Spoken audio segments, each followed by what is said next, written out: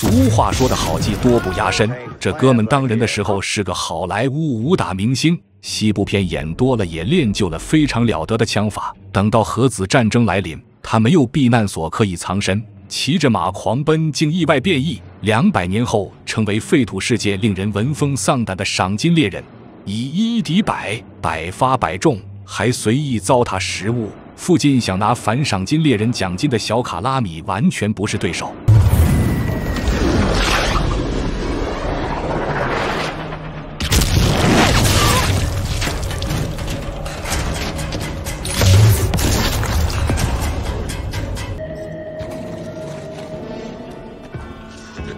开店的老太太收下1000金币帮摩尔达夫保护医生。医生为了保护一只小狗，刚从钢铁兄弟会的研究所逃跑，被兄弟会派出的机甲骑士与各路赏金猎人追捕。如今医生被库珀射断小腿，寸步难行。幸好此时马克西姆韦骑士及时出现，阻止了库珀，为医生的逃跑争取了时间。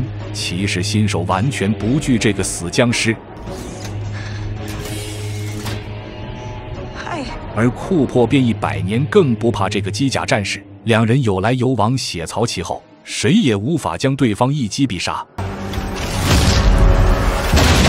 老太太连忙将医生拖进房间，马上帮他换了一只一键安装的高科技义肢。医生忍着疼痛，总算又四肢健全了。露西在得知护送医生可以见到掳走老爹的摩尔达夫，便答应老太太一路护送医生前往目的地。趁马克西姆与库珀打得难解难分时，露西一行人从后面溜之大吉。而骑士新手也遇到了驾驭机甲的难关，一个没控制好左脚被卡住，被老库珀无情嘲笑后，机甲颈部的线路也被这老江湖破坏，顿时机甲内部警报不断失去控制。库珀趁机送马克西姆骑士一程。